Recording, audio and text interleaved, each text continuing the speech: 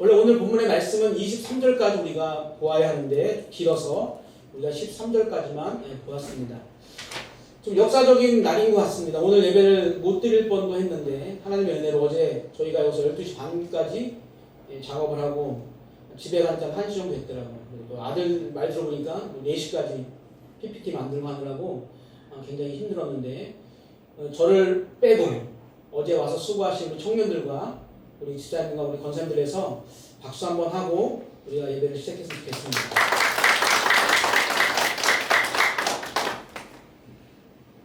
아직 유튜브로 제가 이 화면을 보지 못해서 지난주 어떻게 다를지 모르겠지만 오늘도 함께 유튜브로 예배를 드리시는 우리 선들교회 성도님들과 또 성도는 아니지만 함께 예배 드리는 모든 분들에게 하나님의 은혜와 사랑이 또 힘들고 어려운 이 상황 가운데서 또 누군가를 품을 수 있는 그런 따뜻한 마음들이 여러분 마음속에 생겨나게 되기를 다시 한번 주님의 이름으로 축복합니다.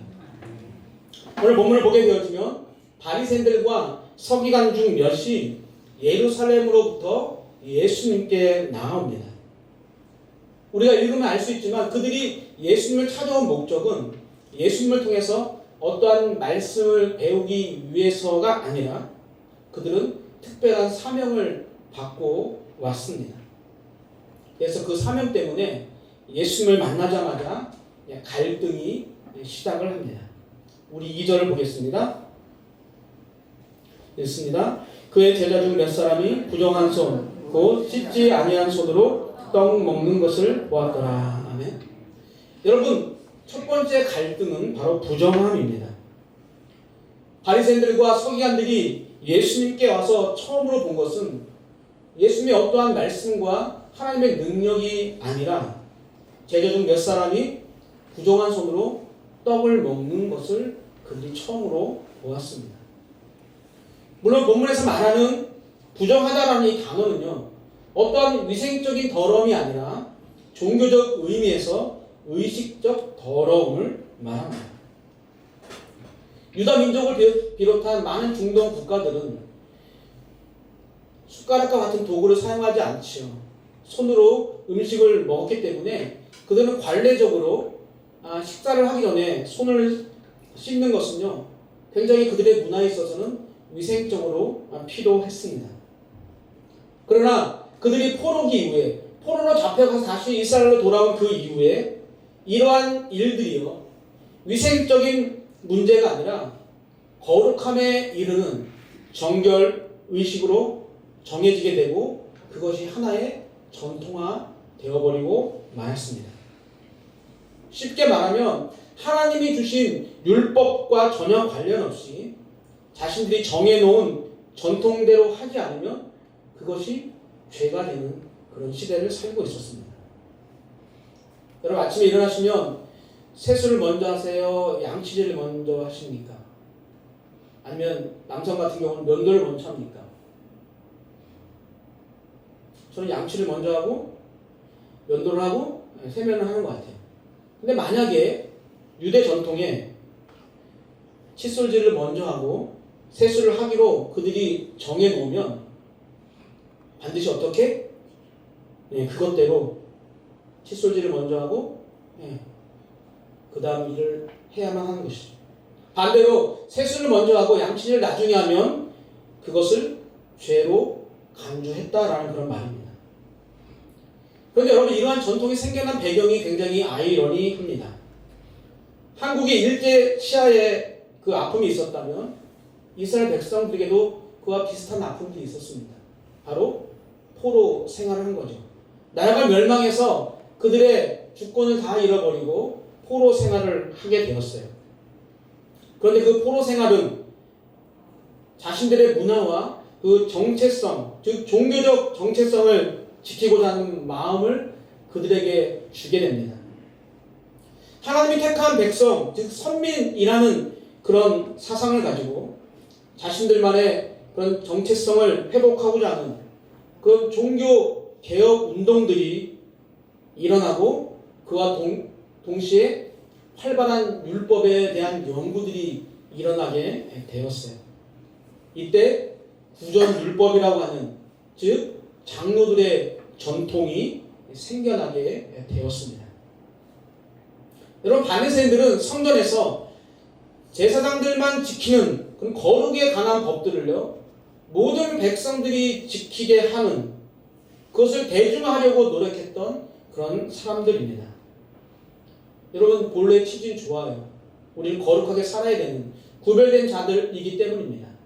그런데 본래 좋은 취지는 다 사라져버리고 오히려 그 전통들이 이스라엘 백성들의 삶을 구속하는 그런 수단이 되어버렸고, 그 전통이 이젠 더 많아져서 하나님의 권위와 맞먹거나 하나님의 권위보다 더 전통을 존중하게 되는 그런 부작용이 드러나고 말았습니다.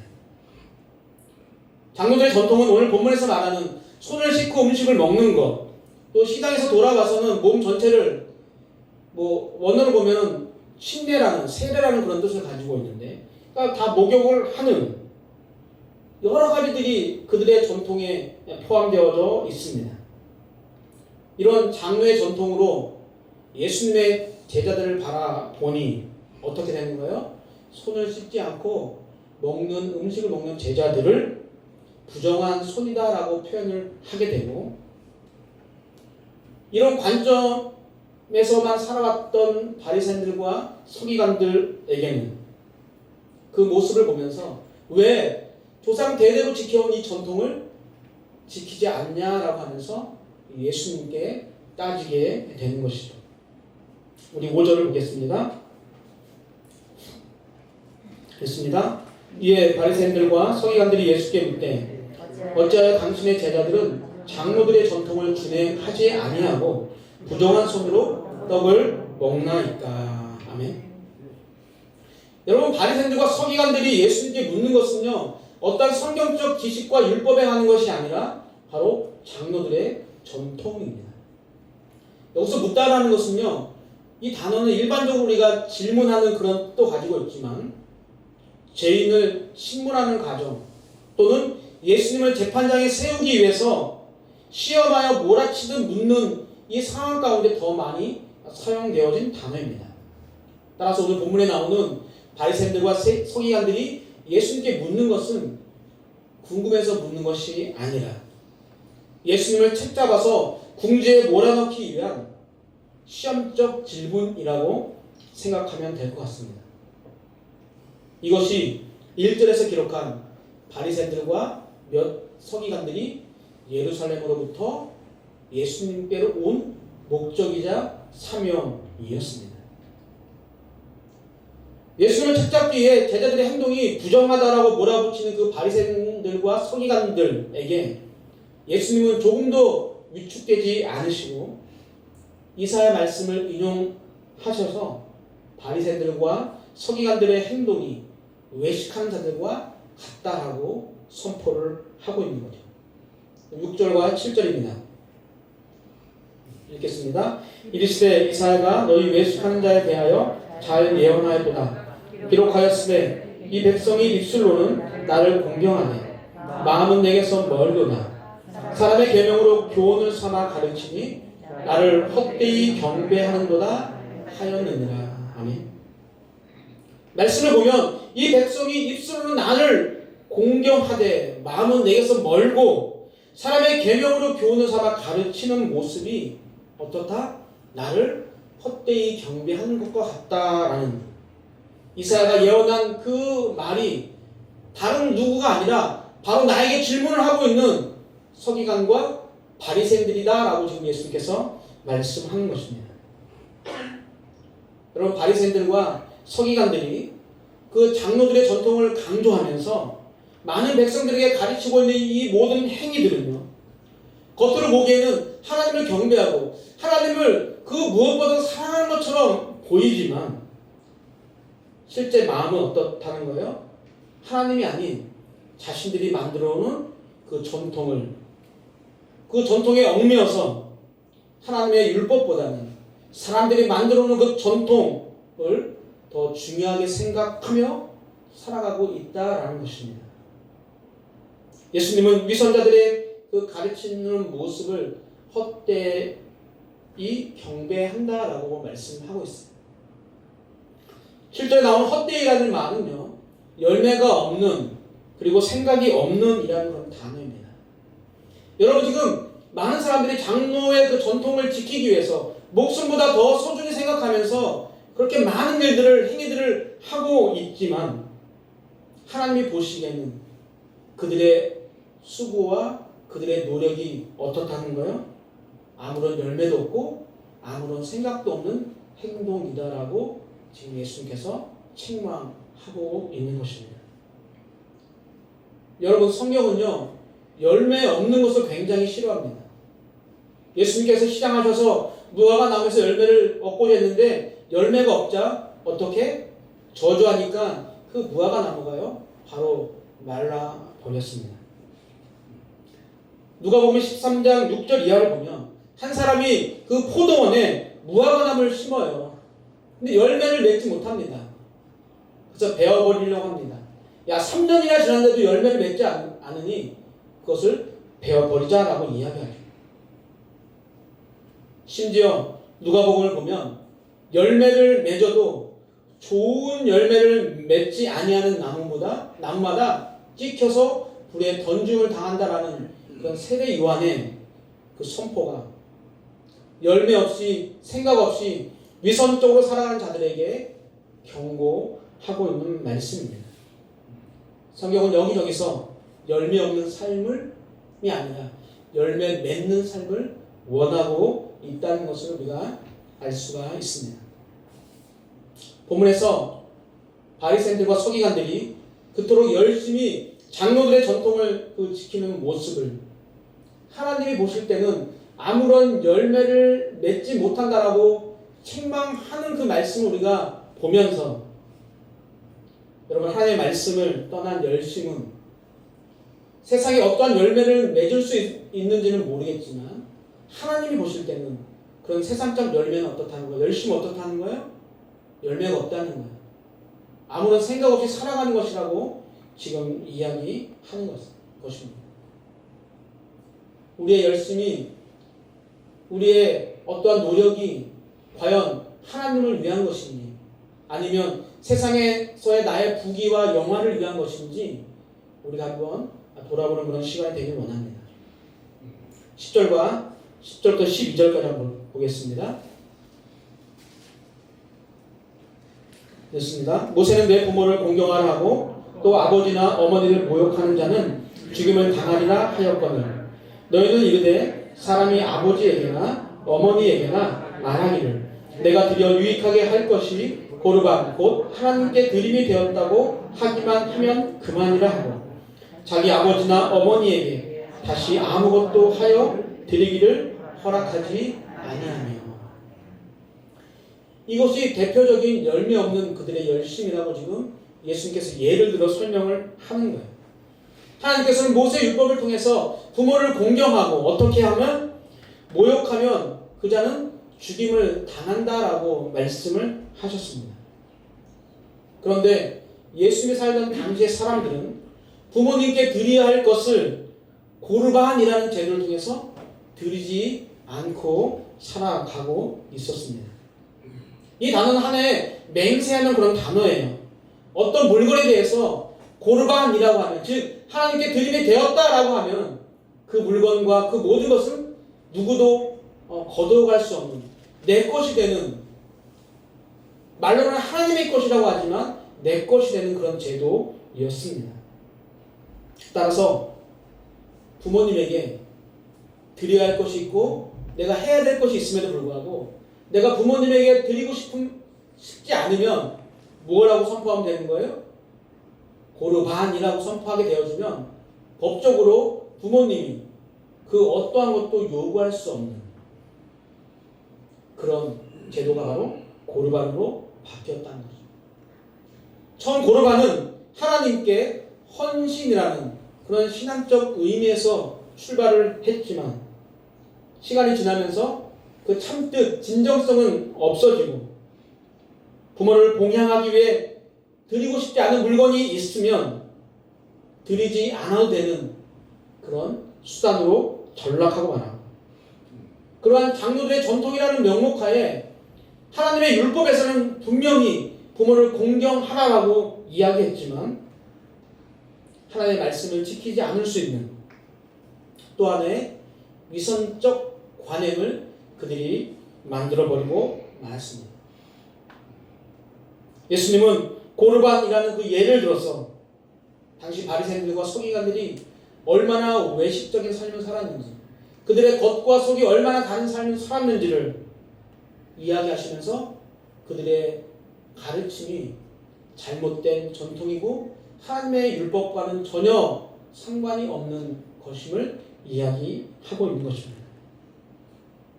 그런 다음 손을 씻지 않고 먹는 것이 부정하다라고 이야기하는 바리새인과 서기관들에게 정말로 부정한 것이 무엇인지를 잘 설명해 주고 있습니다.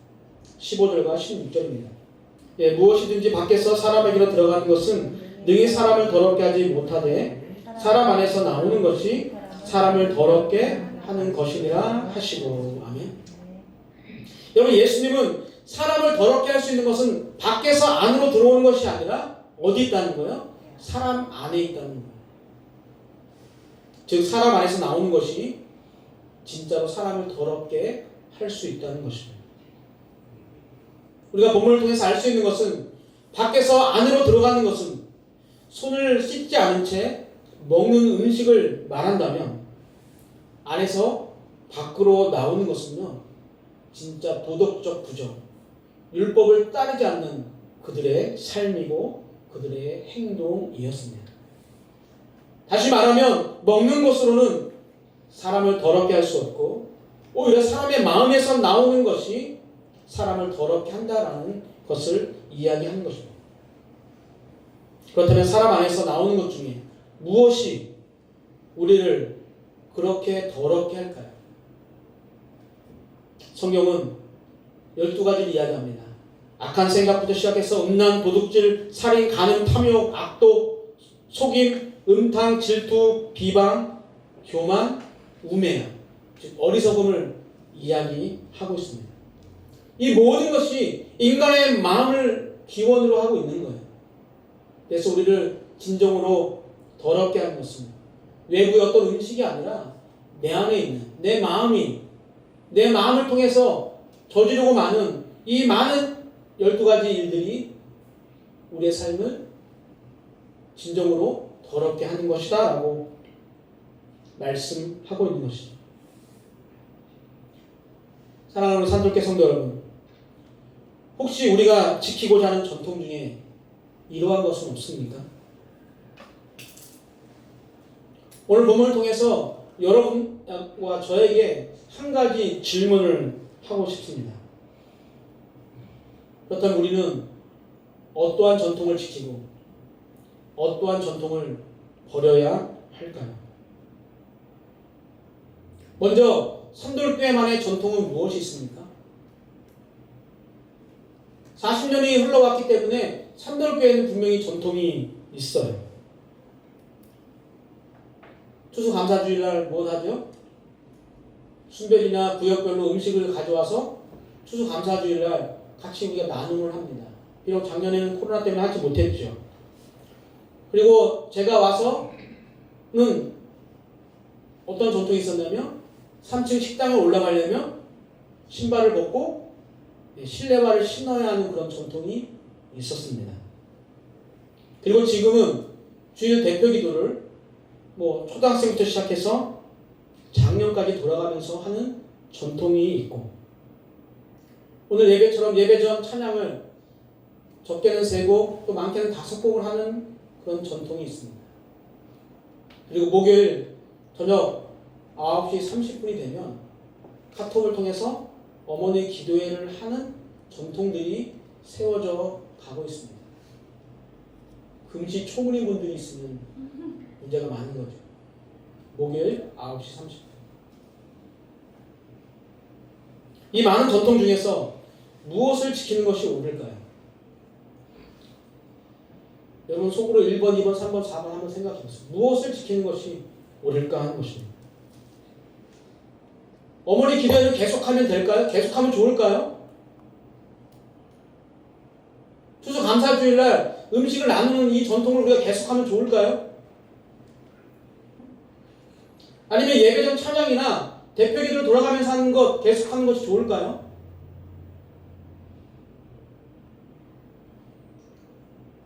오늘 본문이 말하는 답은요, 딱 한 가지예요. 사람의 전통을 따르다가 하나님의 말씀을 버리는 바리새인들과 서기관들처럼 우매한 자가 되지 않기 위해서는 전적으로 하나님의 말씀대로 따라가야 한다는 것입니다. 아무리 좋아 보이는 전통이라도 그 전통이 사람이 기준이 되거나 그 전통 때문에 어떠한 분란의 씨앗이 생긴다고 한다면 그 전통은 하나님 앞에서 철저하게 버리는 것이 맞습니다. 지난 수요일 공사 끝나고 집에 가서 샤워하고 9시 반부터 그 줌으로 NCD 교육을 받았어요. 올해 초에 우리가 설문조사 했잖아요. 그 설문조사를 통해서 우리 연수한들께는 과연 어떤 교회인지에 대해서 제가 브리핑을 받는 그런 시간이었습니다.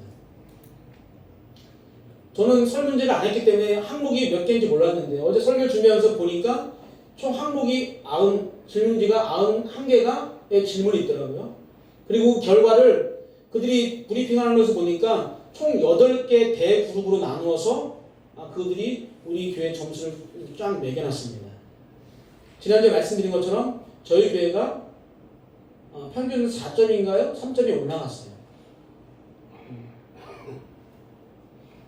그런데 그 8개 그룹 중에서 3개가 가장 좋은 점수를 받은 것이 무엇이냐면 바로 사랑의 관계라는 면이에요. 점수가 무려 74점. 74.2잖아요. 못하는 거잖아요. 저도 처음에는 이거 가지고 왜 잘한다고 할까라고 생각했는데 보니까 50점이 모든 교회의 그 평균이 50점인 거예요. 그러니까 65점만 넘으면 엄청 잘하는 거예요. 근데 사랑의 관계가 74점이라는 것은 작년에도 우리가 73점이었는데 저희 교회가 다른 교회에 비해서 엄청나게 사랑이 많은 교회다라는 것입니다. 저는 산들교회가 사랑의 관계가 가장 8가지 중에서 가장 높게 나온 것에 대해서 참 감사했어요. 왜냐하면 이 사랑이란 것은요, 성경 66권을 대표하는 단어가 바로 사랑 아닙니까? 사랑이 가장 높다는 것은 하나님이 원하시는 사랑이 교회에서 일어나고 있다는 증거라고 생각했기 때문에 제가 너무너무 행복했습니다. 그런데 91개 중에 꼴찌에서 4번째가 있어요. 꼴찌에서 4번째. 88등. 옛날로 따지면은 학교를 못 가는 수준이죠. 질문이 뭐냐면 예배 시간 설교가 나의 개인적인 상황에 대해 말하는 것 같이 느껴진다라는 항목이 꼴찌에서 4번째예요. 점수가 47점. 평균에 못 미치는 거죠. 그런데 감사한 것은 작년보다 3점이 올랐대요. 작년에는 44점이었대요. 제 설교가 여러분들의 마음을 44%밖에 못 눌렀는데 그래도 올해는 47% 움직였다는 결론을 들었어요. 조사 결과를 들으면서 그리고 다시 공사하는 바쁜 와중 가운데 설교를 계속 준비하면서 사랑의 성도님들을 보내주신 것에 대해서 감사해요. 산돌교회는 저만 잘하면 되는 교회라는 것을 알았어요.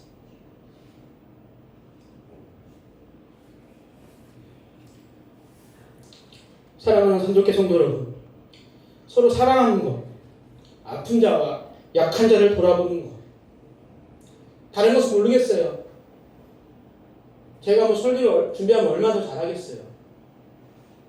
설교 잘하시는 목사님 많으니까 그분 설교 들으면 되지. 그러나 이것만큼, 즉 성도들 간에 시기하지 않고 질투하지 않고 사랑하는 이것만큼 정말 하나님도 샘낼 만큼 우리 교회가 서로에게 베푸는 그런 교회가 되었으면 좋겠습니다.